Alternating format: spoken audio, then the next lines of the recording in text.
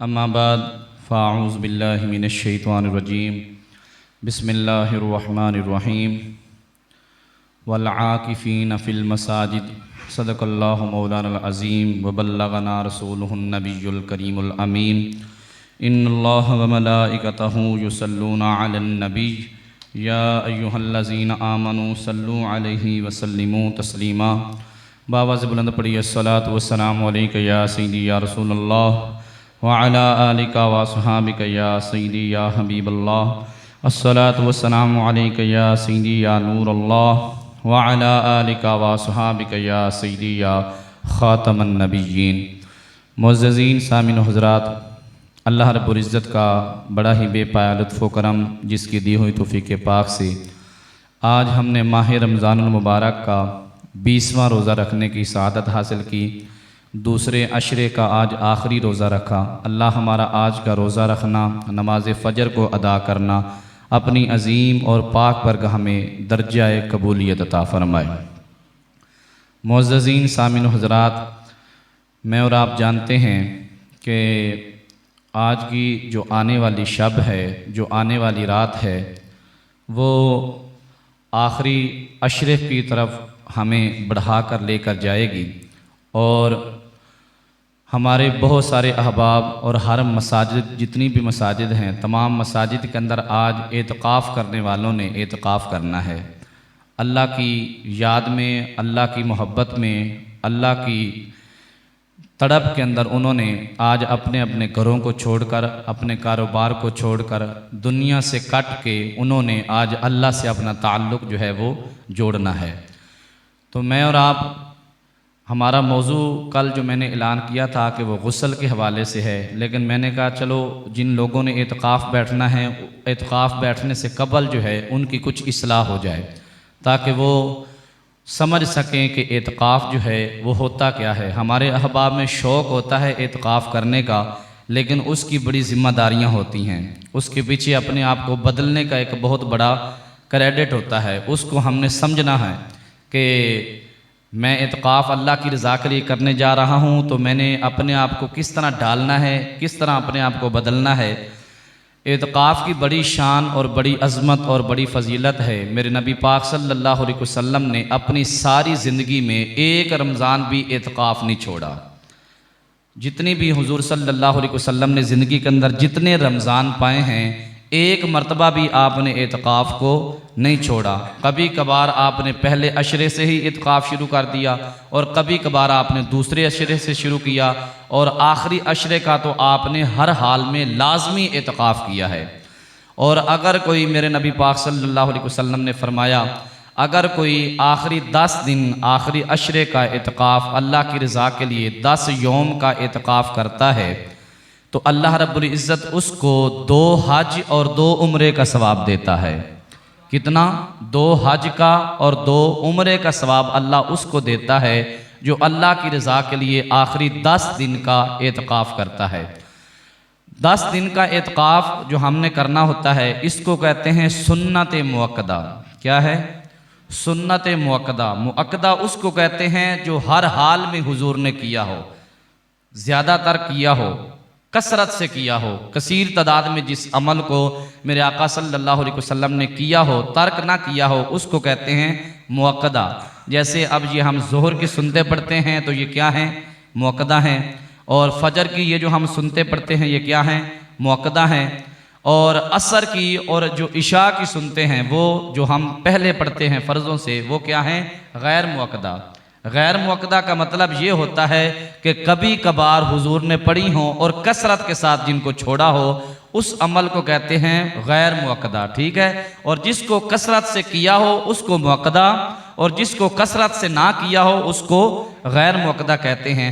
अब ये जो इशा की और असर की सुनते हैं, इनको हम कभी कभार ज़्यादातर छोड़ देते हैं, नहीं पढ़ते, वक्त नहीं है, टाइम नहीं है, छोड़ दें तो हमारे ऊपर कोई गुनाह नहीं है। लेकिन इसके साथ इसका मुतबादिल सुने, अगर छोड़ दें तो गुनाह नहीं, अगर पढ़ लें तो सवाब दूसरियों से भी ज़्यादा है, सवाब मुअक्कदा से भी ज़्यादा है। क्योंकि अमल अल्लाह की बारगाह में वो ज़्यादा मकबूल होता है कि जिसका कसरत से करने का ना बताया गया हो, लेकिन फिर भी बंदा कहे, जिस तरह पीर मेहर अली शाह रहमतुल्लाह अलैह की बात आपने सुनी होगी ना, कि वो अल्लाह के इतने करीब थे, अल्लाह के महबूब के इतने करीब थे कि उन्होंने असर की सुनते छोड़ दी। तो असर की सुनतों के बारे में भी आता है और इशा की सुनतों के बारे में भी आता है कि इशा की सुनते छोड़ दी, तो जब इशा की सुनते छोड़कर सोए तो ख्वाब के अंदर नबी पाक अलैहिस्सलाम आ गए और हुजूर ने फरमाया कि ए मेहर अली, तू मेरी आल है। तो क्या है? मेरी आल है। और नबी की आल को ये गवारा नहीं होना चाहिए कि वो इशा की सुनते भी छोड़ दें।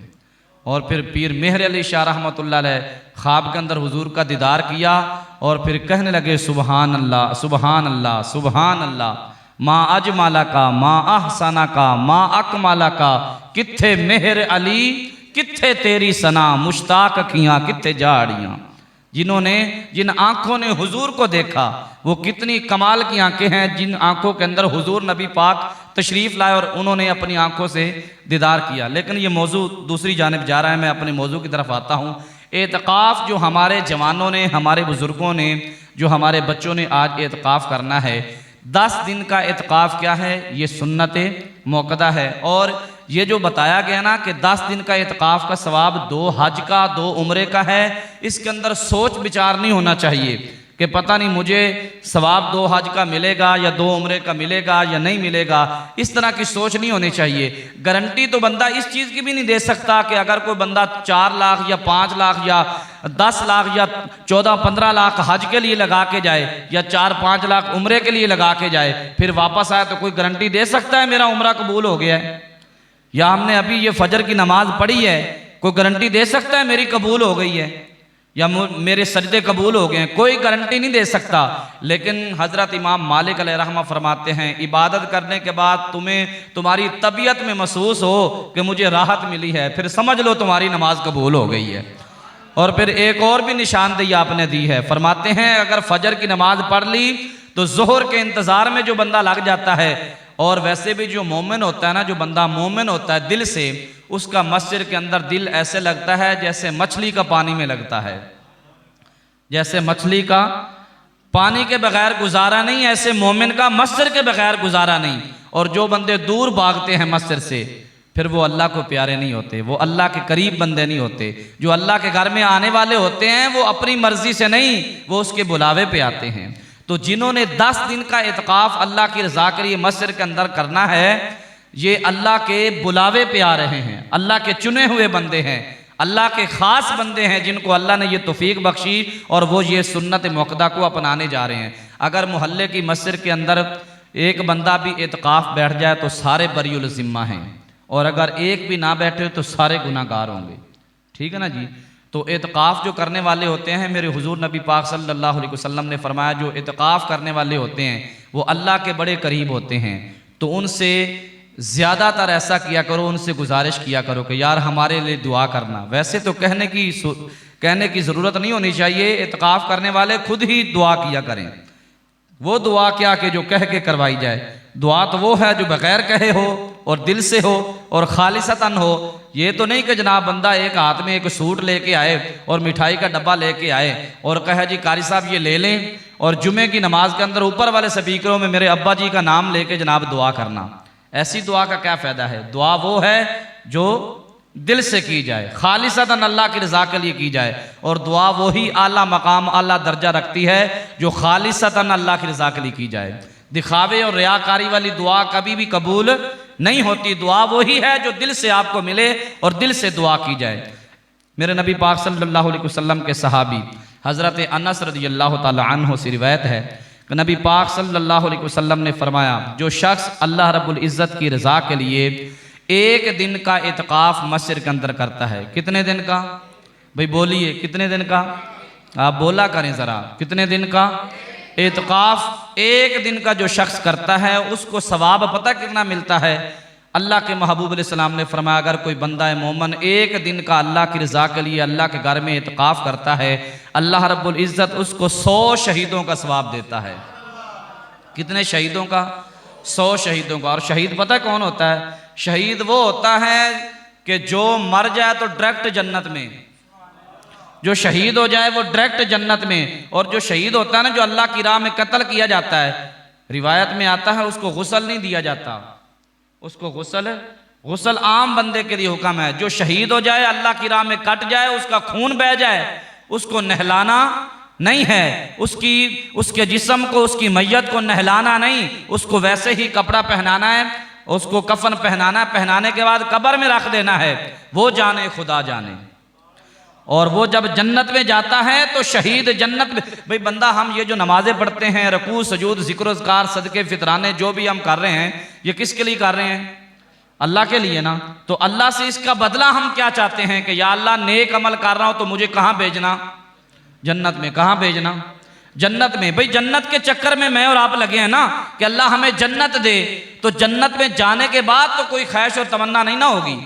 हाँ, उन लोगों की होगी जन्नत में जाके भी जो चाहते हैं कि ए अल्लाह जन्नत में भेज देना, लेकिन जगह वहां देना जहां सामने महबूब नजर आते हों, जहां वहां अल्लाह के महबूब नजर आते हों। और रोज़ादार जब जन्नत के अंदर जाएंगे, सुन ले रोज़ादार जो रोज़ा अल्लाह की रज़ा के लिए रखते हैं, जन्नत में जाएंगे। मेरे नबी पाक सल्लल्लाहु अलैहि वसल्लम फरमाते हैं जन्नत के अंदर भी एक दस्तरखान लगेगा, और वो बड़ा लंबा दस्तरखान होगा, और उस पे पता है कौन बैठेंगे? उस दस्तरखान के ऊपर एक तरफ अबू बकर होंगे, उमर फारूक होंगे, उस्मान गनी होंगे, हैदर करार होंगे, तलहा उबैद होंगे, हुजूर के तमाम सहाबा, हुजूर के गुलाम, हुजूर के चाहने वाले, हुजूर से मोहब्बत करने वाले बैठे होंगे, और उसी सफ़ के ऊपर, उसी दस्तरखान के ऊपर जो है ना, रोज़ादार भी बैठे होंगे, जिन्होंने अल्लाह की रज़ा के लिए रोज़े रखे होंगे वो भी बैठे होंगे। और फिर खुश नसीबी पता क्या होगी? खुश नसीबी ये होगी कि रोज़ादार भी वहाँ, तमाम सहाबा भी वहाँ, हुजूर के चाहने वाले भी वहाँ। एक तरफ तो ये इनकी सफ़ होगी, दूसरी तरफ हुजूर बैठे होंगे सल्लल्लाहु अलैहि वसल्लम, दूसरी जानिब मेरे आका सल्लल्लाहु अलैहि वसल्लम तशरीफ़ फरमा होंगे। और खुश नसीबी नहीं कि रोज़ा भी अफ्तार करेंगे तो जन्नत के फल, कहाँ के फल? जन्नत के फल, जन्नत के खाने, और फिर जन्नत के फल और जन्नत के खाने खाते होंगे। और फिर खुश नसीबी ये होगी कि फल जन्नत के, सामने हुजूर का दीदार सल्लल्लाहु अलैहि वसल्लम, जिस दीदार को, जिनको देखने के लिए, जिनका दीदार करने के लिए सहाबा भी तरसें, और फिर जिनके दीदार के लिए अल्लाह भी जिनका मुश्ताक हो, अल्लाह भी अपने महबूब को देखने का मुश्ताक हो, उस महबूब की क्या शान होगी। सुने, हुजूर नबी पाक सल्लल्लाहु अलैहि वसल्लम का इरशाद है, जो शख्स खालिसतन अल्लाह की रज़ा के लिए, कोई दिखावा ना हो, कोई रियाकारी ना हो, अल्लाह की रज़ा के लिए अगर कोई शख्स 10 दिन का एतकाफ़ करता है तो अल्लाह रब्बुल इज़्ज़त उसको एक रात के बदले में 1000 नवाफिल का सवाब देता है। एक रात यानी कि 10 रातें हैं तो एक रात में कितने नफलों का सवाब? हाँ जी, कितना भाई? एक रात का बताएं ना पहले। हाँ, 10,000, तो फिर इनको कोट करें तो कितना होगा? इकट्ठा करें कितना होगा? मैंने ये बताया कि एक रात में 1000 नवाफिल का सवाब, तो 10 दिनों का कितना हो गया? 10,000 नवाफिल का सवाब। तुसी खुद भी भुलान डे हो तो मैंने भी भुलान डे हो। ज़रा तवज्जो से बैठें ज़रा, मैंने आपसे लुकमा लेना होता है और आप मुझे कहीं और पहुँचा रहे हैं यार। तो ये बयान रिकॉर्ड हो रहा है, तो बाद में इसने यूट्यूब के ऊपर भी जाना है, और फिर बाद में लोग सवालात भी करते हैं, बड़े बड़े कमेंट आते हैं, ये बात आपने ऐसे की थी तो फिर ये ऐसे क्यों हो गया, ऐसे की थी तो फिर ऐसे क्यों हो गया है। तो फिर उनको मैं सीधी बात करता हूँ, मस्जिद अली में आ जाना, बैठ के बात करेंगे। फिर वो ना आए और ना बात हो, क्योंकि बंदे ने अगर इस्लामाबाद से मैसेज किया हो तो फिर वहाँ से किराया लगा के आना सौखा है। उन्हें कहना अलामा साहब पहले किराया भेजो, हाँ जी, फिर मैं आऊँगा, फिर आपसे बातें भी करेंगे, तो ये मुश्किल काम है। तो मेरे भाइयों, एक रात का 1000 नवाफिल का सवाब और 10 रातों का 10,000 नवाफिल का सवाब। तो 10,000 नवाफिल अगर किसी को कहना पढ़ो तो कितना टाइम चाहिए? बड़ा वक्त लगना है, तो गिट्टे गोडे रह जाने में। लेकिन अगर अल्लाह की रज़ा के लिए मस्जिद के अंदर जो बैठता है, अल्लाह की रज़ा के लिए इत्काफ करता है, एक रात के बदले में अल्लाह 1000 नवाफिल का सवाब देता है। तो फिर उसके बाद सुने, अल्लाह रब्बुल इज़्ज़त उस शख्स को दोज़ख से इतना दूर कर देता है।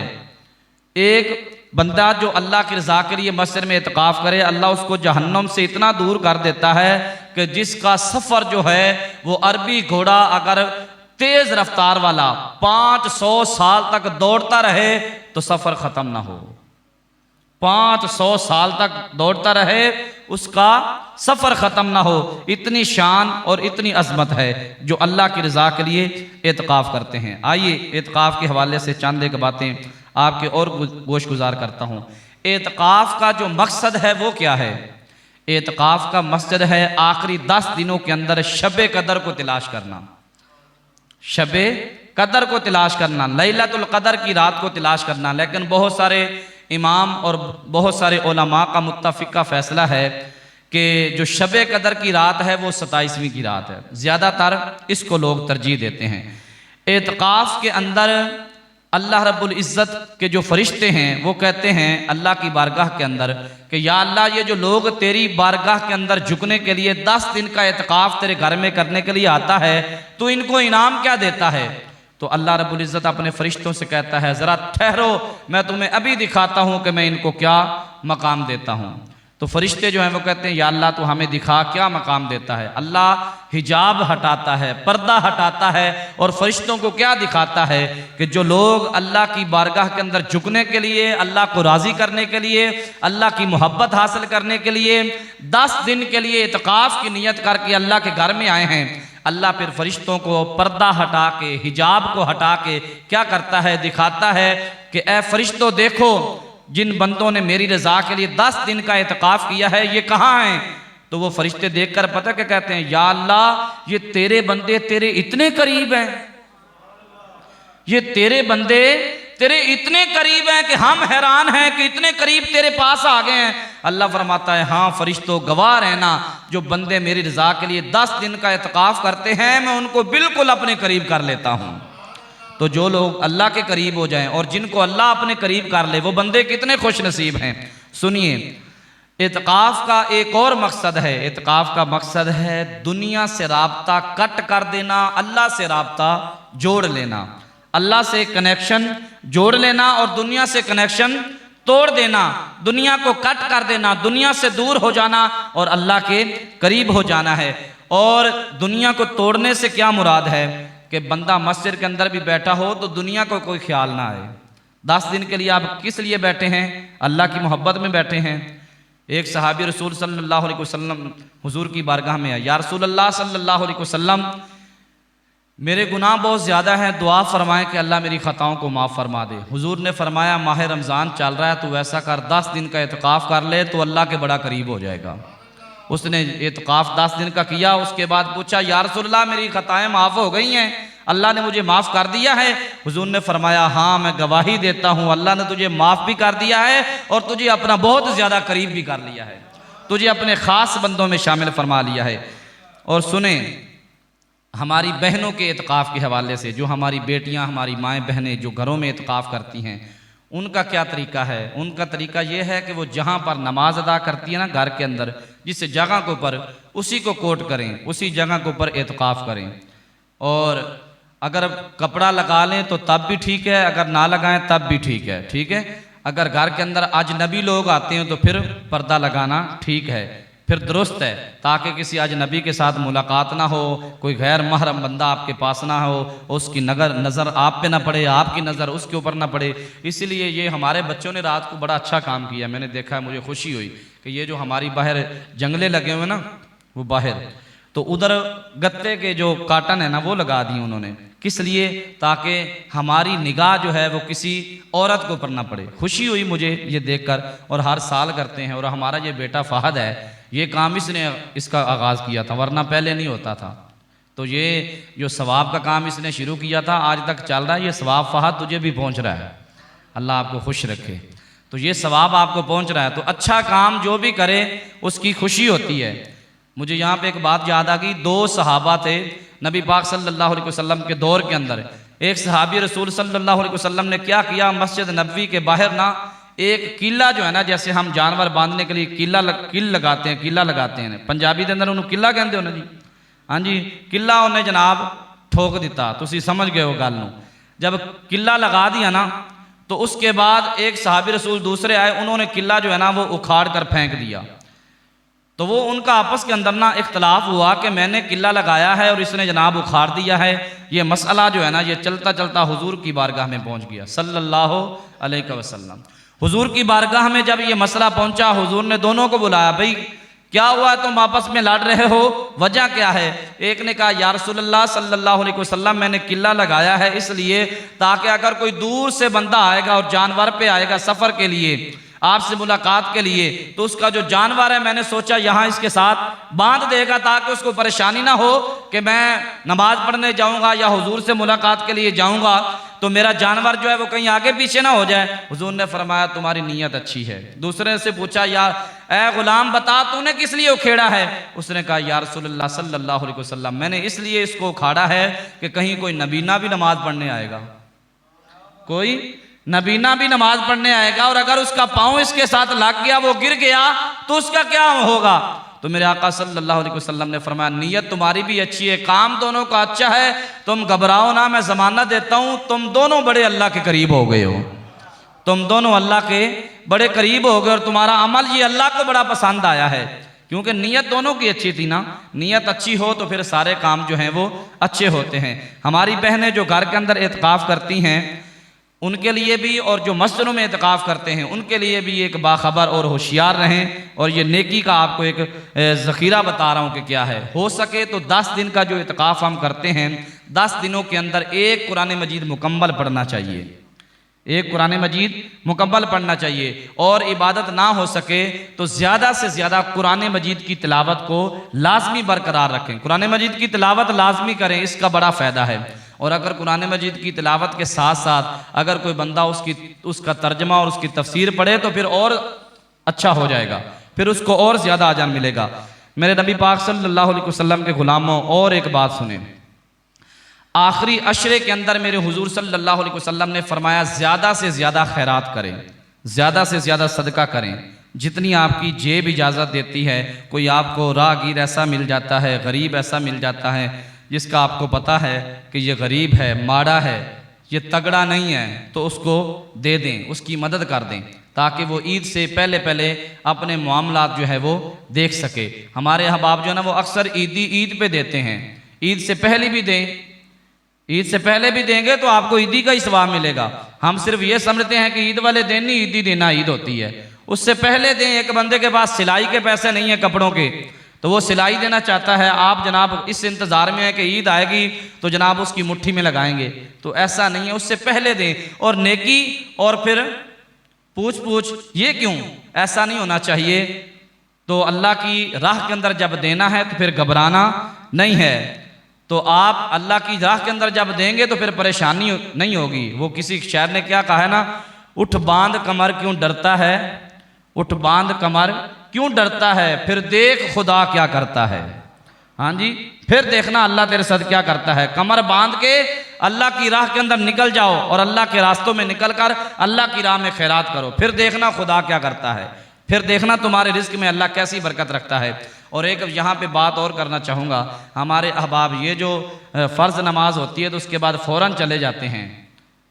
तो ये मैं क्लास नहीं ले रहा, ये वैसे आपको एक बात कर रहा हूँ, सुने तवज्जो से। फजर की नमाज़ पढ़ने के फ़ौरन बाद चले जाते हैं और उनको तौफीक दुआ मांगने की भी नहीं होती, दुआ भी नहीं मांगते। भाई कभी ऐसा हुआ है कि बंदा सारा दिन मजदूरी करे, शाम को पैसे ना ले? ऐसा हुआ है? शाम को मजदूरी लेकर जाता है ना, जिसका काम कर रहा होता है, जिसके घर के अंदर काम कर रहा था, वो कहीं आगे पीछे भी गया हो तो क्या करता है, उसका इंतज़ार करता है कि वो आएगा तो उससे अपनी मजदूरी, उसका अजर जो है वो लेकर जाऊंगा, उजरत लेकर जाऊंगा, तो वो इंतज़ार करता है। तो हमारे अहबाब के पास इतना वक्त भी नहीं कि वो दुआ भी नहीं कर सकते। मेरे हुजूर सल्लल्लाहु अलैहि वसल्लम ने फरमाया अद्दुआउ मखज़ुन इबादा, जो इबादत, जो दुआ है ना, ये इबादत का मग़ज़ है। तो अगर हम मेहनत मजदूरी करके अल्लाह से कुछ मांगेंगे भी नहीं तो फिर वो हमें कुछ देगा? उसकी बारगाह से मांगे, उसकी बारगाह से मांगने वाला अल्लाह को बड़ा पसंद है। यहाँ पे आपको एक दलील बताता जाऊँ, तिरमिज़ी शरीफ की हदीस सुने। हुजूर नबी पाक सल्लल्लाहु अलैहि वसल्लम के दौर के अंदर एक सहाबी रसूल थे, वो फजर की नमाज हुजूर के पीछे पढ़ते और पढ़ने के फ़ौरन बाद जल्दी जल्दी उठ के घर को चले जाते, दुआ भी ना मांगते। ये अमल जो है ना दूसरे सहाबा को बड़ा बुरा लगा कि ये कैसा आदमी है, हम सारे जो हैं ये मिल के हुजूर के साथ दुआ भी करते हैं और हुजूर का दीदार भी करते हैं और दुआ भी लेते हैं, लेकिन ये जल्दी जल्दी उठकर घर को चले जाते हैं। उनको ये अमल अच्छा ना लगा। उन्होंने अगले दिन ना हुजूर की बारगाह में उस सहाबी रसूल की शिकायत लगाई। कहा या रसूलल्लाह सल्लल्लाहु अलैहि वसल्लम, फलां जो सहाबी है, जो फलां आपका सहाबी है और हमारा पीर भाई है, या रसूलल्लाह वो आता है, नमाज पढ़ता है, इबादत करता है, इबादत करने के बाद फ़ौरन घर को लौट जाता है, वो दुआ नहीं करता। तो मेरे आका सल्लल्लाहु अलैहि वसल्लम ने फरमाया भाई कल आए तो उसको मेरे पास लेके आना। अगला दिन आया, सहाबा ने कहा भाई हुजूर सल्लल्लाहु अलैहि वसल्लम का हुक्म है कि मेरी बात को सुन के जाएं।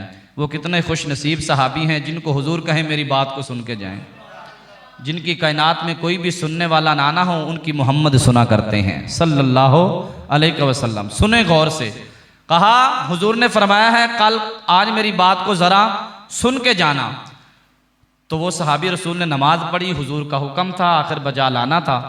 तो चलता चलता ना हुजूर की बारगाह में आया, दस्त बोसी की, उसके बाद हुजूर की बारगाह में बैठ गया। आका सल्लल्लाहु अलैहि वसल्लम ने फरमाया भी ऐ मेरे सहाबी, तो नमाज पढ़ने के लिए रोज़ आता है लेकिन दुआ नहीं करके जाता, ऐसे ही चला जाता है, वजह क्या है? मेरे आका सल्लल्लाहु अलैहि वसल्लम हर चीज़ से बाखबर हैं, हर चीज़ जानते हैं। कोई भी चीज़ मेरे आका सल्लल्लाहु अलैहि वसल्लम से पोशीदा नहीं है, कोई चीज़ छुपी हुई नहीं है। हर चीज़ मेरे आका सल्लल्लाहु अलैहि वसल्लम की बारगाह के अंदर सामने हर चीज़ अयां है, हर चीज़ हुजूर देख रहे हैं। सुने, बड़ी तवज्जो से सुने ज़रा।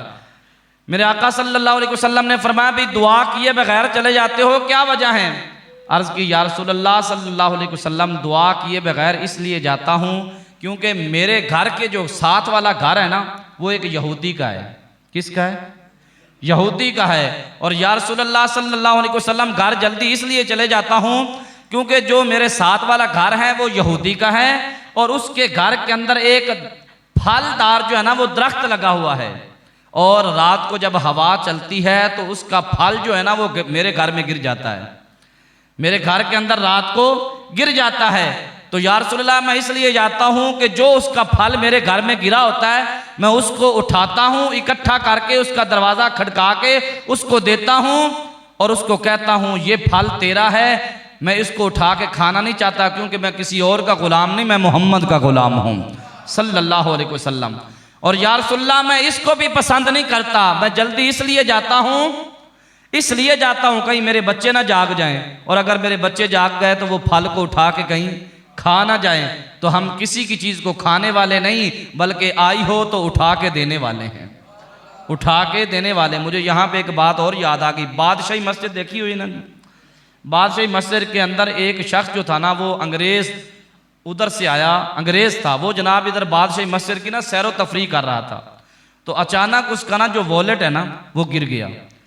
जो गिरा तो एक साहब उधर ना गुब्बारे बेचने वाला फिरता था, उसके हाथ लग गया, उसके हाथ लगा और उसने उसको उठाया तो उसके अंदर बहुत सारे डॉलर थे। उन डॉलरों से अगर वो चाहता तो अपना एक बहुत बड़ा मकान भी बना सकता था, लेकिन वो उसने जब उठाया तो उसने अपने पास रखा और वो बंदे को बड़ा ढूंढता रहा लेकिन वो ना मिला, वो चला गया। वो अगले साल फिर आया, जब अगले साल फिर आया तो वो गुब्बारा बेचने वाला फिर उधर फिरता था। उसने देखा कि इसका गिरा और ये शख्स है, उसका आईडी कार्ड, उसकी तस्वीर थी। उसने जनाब उसको पहचान लिया, चलता चलता उसके पास गया, उसको कहा भाई ये तुम्हारा वॉलेट है? उसने कहा मैं हैरान हूँ, 1 साल गुजर गया है, 1 साल के बाद तो मुझे मेरा वॉलेट वापस लुटा रहा है। तू क्या आदमी है? तू इतना अमीर है? मैंने तो पाकिस्तान के बारे में सुना है जिसके हाथ जो चीज़ लग गई वो गई, लेकिन तू 1 साल के बाद वापस लुटा रहा है। उसने कहा जी एक बात को याद रखना, मैं गरीब ज़रूर हूँ लेकिन बेगैरत नहीं हूँ। मैं गरीब ज़रूर हूँ लेकिन बेगैरत नहीं हूँ। मेरी गैरत ये गवारा नहीं करती कि मैं कलमा हुजूर का पढ़ूँ और लोगों की चीज़ें उठा के खाऊँ। मैं गरीब हूँ, गुब्बारे बेचकर अपने बच्चों को हलाल की रोज़ी खिलाता हूँ। उसने कहा भाई तू ऐसा इतना ईमानदार आदमी है, ये सारे पैसे तू रख ले, तो अपना घर बना ले। उसने कहा नहीं, मैंने अल्लाह से अहद किया हुआ है, जो भी लुकमा अपने बच्चों को खिलाऊंगा वो हलाल कमा कर खिलाऊंगा, कभी भी उनको हराम का लुकमा नहीं खिलाऊंगा। तो वो बड़ा राज़ी हुआ। उसने कहा जी मैं अगर आपका ये वॉलेट उठाया है इसके पैसे खर्च कर लेता तो कल को हशर के मैदान के अंदर मैं अपने मुस्तफ़ा को क्या चेहरा दिखाता। अपने नबी को क्या चेहरा दिखाता। आइए उसी बात के ऊपर वापस आता हूँ। उस सहाबी रसूल ने अर्ज़ की, या रसूलल्लाह सल्लल्लाहु अलैहि वसल्लम, इसके साथ साथ एक और वजह भी है मेरी जल्दी जाने की। हुजूर ने फरमाया वो क्या है? अर्ज़ करता है, या रसूलल्लाह सल्लल्लाहु अलैहि वसल्लम, सर्दियों की ठंडी रातें चल रही हैं और हमारे घर के अंदर एक ही चादर है, एक ही चादर है। जब मैं नमाज के लिए उठता हूँ तो वो मेरी बेगम जो मेरी घर वाली है वो मुझे दे देती है कि चलो जाओ नमाज के लिए, तुम्हें रास्ते में ठंड ना लगे, ये चादर ले जाओ, चादर ले जाओ, ऊपर ओढ़ के जाओ और जल्दी वापस आ जाना। चादर लाओगे तो मैं कमरे से बाहर आऊंगी और ऊपर पहनकर मैं भी नमाज पढ़ूंगी। तो या रसूलल्लाह, मैं जल्दी इसलिए जाता हूँ ताकि चादर मैंने अपनी घर वाली को देनी होती है, उसने बाहर निकल कर वुजू करके फिर उसने भी नमाज को अदा करना होता है। मेरे आका सल्लल्लाहु अलैहि वसल्लम की रहमत जोश में आ गई। हुजूर ने फरमाया, इतना दीन से प्यार करता है, घर वालों की और मेरी शरीयत से इतना प्यार करता है, या रसूलल्लाह आपको जो बताया है वो हक बताया है, वो सच बताया है। मेरे आका सल्लल्लाहु अलैहि वसल्लम ने फरमाया, तुम्हारे घर में एक चादर है? या रसूलल्लाह, हाँ एक ही चादर है जिसमें मैं और मेरे बच्चे सोते हैं। हुजूर ने फरमाया, अच्छा तो बैठ जाओ। मेरे आका सल्लल्लाहु अलैहि वसल्लम ने अपने ऊपर पहनी हुई काली कंबली उतारी, वो चादर उतारी, और चादर उतारने के बाद हुजूर ने उसको तोहफा दिया और फरमाया, ये ले, एक चादर तेरी है, दूसरी चादर मोहम्मद की तरफ से तोहफा ले जा, सल्लल्लाहु अलैहि वसल्लम। तो ये मेरे आका सल्लल्लाहु अलैहि वसल्लम के ग़ुलाम थे जिन्होंने हुजूर की शरीयत को कभी भी पामाल नहीं किया और हुजूर की शरीयत के दायरे में रहकर अपनी ज़िंदगी बसर की है। और हमारा जो एतकाफ़ का मकसद है ये भी हुजूर की शरीयत के दायरे में रहकर करना है, दायरे को तोड़ना नहीं है। लेकिन एक बात और ज़हन में रखे, रात को मुझे एक मैसेज भी आया था, चलें सुन लें, मैं आपके गोश गुजार भी कर देता हूँ कि जो औरतें एतकाफ़ घर में करती हैं उनके घर के अंदर अगर कोई खाना बनाने वाला ना हो तो क्या वो उठकर खाना बना सकती है? हाँ, इसकी इजाज़त है, वो उठकर खाना बना सकती हैं। ये शरीयत उसको इजाज़त देती है, उस औरत को जो घर के अंदर एतकाफ़ बैठी हो, दूसरा उसके घर में खाना बनाने वाला ना हो तो वो उठकर खाना क्या है, बना सकती है, ये उसको इजाज़त है। ये घर के अंदर जो औरतें एतकाफ़ करती हैं। लेकिन औरतों को किसी मदरसे में या किसी मस्जिद के अंदर एतकाफ़ करने की इजाज़त नहीं है, वो सिर्फ घर में एतकाफ़ कर सकती हैं। क्या है? घर के अंदर एतकाफ़ कर सकती हैं, घर से बाहर कदम नहीं रख सकती। और जो मर्द हैं वो घर में एतकाफ़ नहीं कर सकते, ये भी ज़हन में रखें। औरतें घर में और मर्द घर के अंदर नहीं कर सकते, उनका एतकाफ़ अल्लाह के घर में है, वो मस्जिद में आके करें। और मस्जिद के अंदर बड़ा फ़ायदा, बड़ा अजर है, बड़ा सवाब है। ये मौजू बहुत तवील है, मेरे पास लिखी हुई बहुत सारी बातें हैं, लेकिन इसी के ऊपर इत्फाक़ करता हूँ। अल्लाह की बारगाह में दुआ है जितनी गुफ्तगू की अल्लाह रब्बुल इज़्ज़त सबसे पहले मुझे, उसके बाद आपको अमल की तौफ़ीक़ दे। व आखिर दावा या अनिल हम्दुलिल्लाहि रब्बिल आलमीन। मैं यहाँ पे आज फिर एक ऐलान करता हूँ और बड़े अफसोस के साथ कर रहा हूँ, ये दिल से मेरा अफसोस है आपसे। मैंने आपको उस दिन गुजारिश की थी कि कोशिश करना कि मुझे दोबारा ऐलान ना करना पड़े, लेकिन तुसी भी क्या जी, तुसी चार इकट्ठा किया तो असी चार तो अगे वधन नहीं देना। बेटा इसको बंद कर दिया है,